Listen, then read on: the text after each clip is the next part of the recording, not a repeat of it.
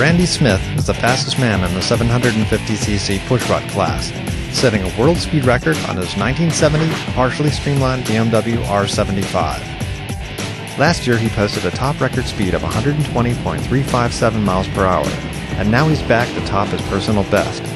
I spoke with Randy at the impound area for record qualifiers. So Randy, what got you interested in competing on the Salt?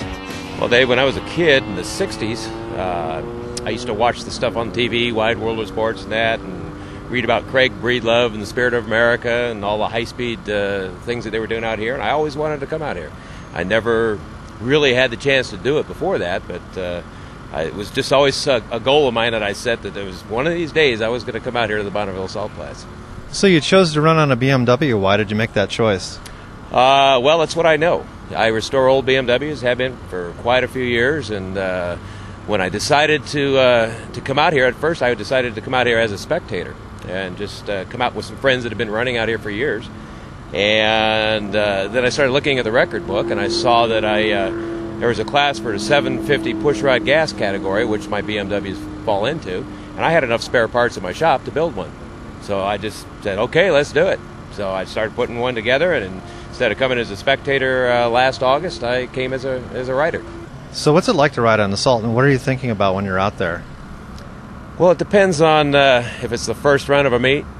You're just hanging on and wondering, what am I doing this for? And then you kind of get the excitement out of the way, and the adrenaline starts going, and you really start feeling comfortable with it. And then I'm looking at my indications I have in the cockpit. I'm looking at my air-fuel ratio. I'm looking at my RPMs. Looking down the track to make sure that I stay in between the markers, and just looking to make sure I'm not going to run into any ruts or any bad spots on the track. There's so much going through your mind, you don't really think about the danger or anything like that. All you think about is getting it going as fast as you can, and then once you get into the top gear, you just kind of tuck in and make yourself as small as possible and just try and will it to go faster. So I noticed on your trailer and on your bike you have grassroots BMW motorcycles. Tell me about that. Yeah, Grassroots BMW Motorcycles is my local BMW dealer, and a lot of really nice guys there, and they've taken a real great interest in the project here. And they'd offered me a lot of good support, so I'm really, really happy to display their logo and help them out a little bit too. And I've had Vortex Racing has offered me some racer support too, so I'm real happy to have them on board. It's kind of fun for a small guy like me to actually have someone behind him helping him. So they say that this is one of the last grassroots type of racing that you can do right now. Do you think that's true?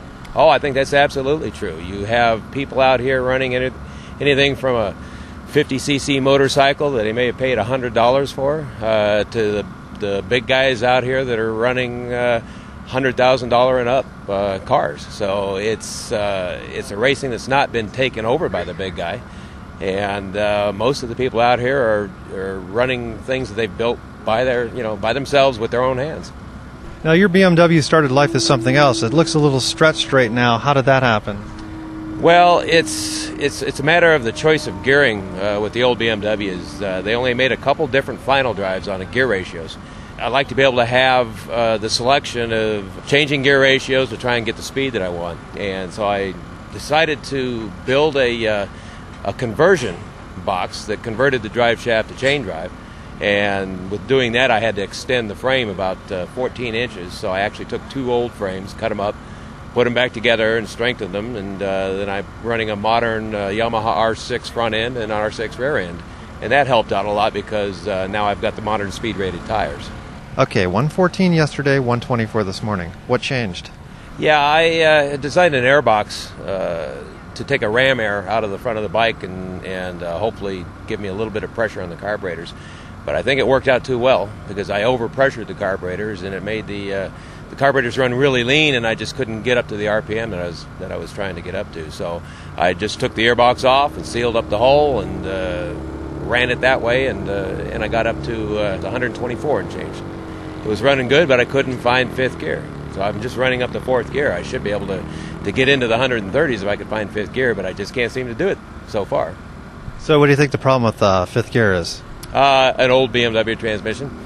So it's just a matter of I'm going to try and take the new high-tech oil out of it that I put into it put the old soft stuff back in and see if that makes it work a little bit better. If not, it's just a matter of getting another transmission. But that's racing.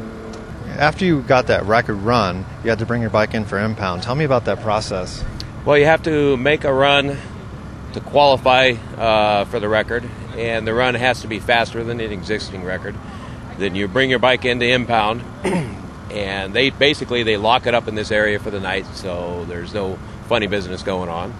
They check your fuel to make sure if you're running in the gas class like I am that you're running the proper fuel. And then in the morning, all the guys that set qualifying runs line up and they take you out to the starting line, and first thing in the morning you have to run your backup run.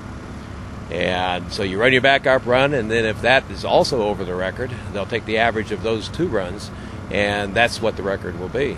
The second time you bring it in, after you do make a return run, then they have to verify that you have the engine displacement you're saying you have.